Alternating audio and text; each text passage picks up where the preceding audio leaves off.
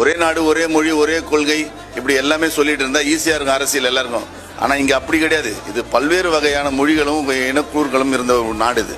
இங்க அரசியல் பண்றது அவ்வளவு சாதாரண விஷயம் இல்ல. ஒருத்தர் வராருன்னா அவர் எவ்வளவு புரிதலோட, எவ்வளவு தெளிவோடு, எவ்வளவு படிச்சு, எவ்வளவு புரிஞ்சுக்கிட்டு வெளியே வந்திருப்பாரு. நீங்க ஒரே சுத்துல அவருக்கு அரசியல் தெரியுமான்னு சொல்லிட்டு தூக்கி போட்டு போயிட முடியாது. அவர் அறிவாளி தான். அவர் படிச்சது எனக்கு எப்படி தெரியும்?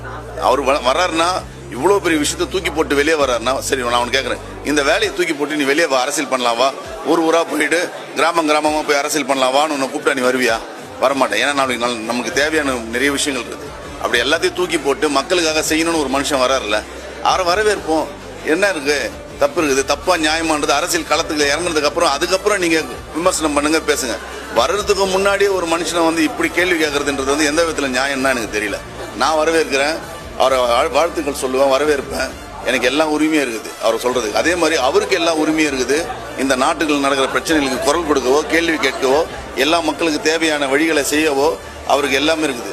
ஒரு குறிப்பிட்ட கட்சிகளுக்கு மட்டுமே, ஒரு குறிப்பிட்ட தலைவர்களுக்கு மட்டுமே இங்கே பட்டா எழுதிலாம் கொடுத்துட்டு இல்லை. இங்கே எல்லாம் இந்நாட்டு மன்னர்கள் தான். உனக்கும் இருக்குது, எனக்கும் இருக்குது, அங்கேயும் இருக்குது, இங்கேயும் இருக்குது. எல்லாரும் வந்து செய்யலாம்.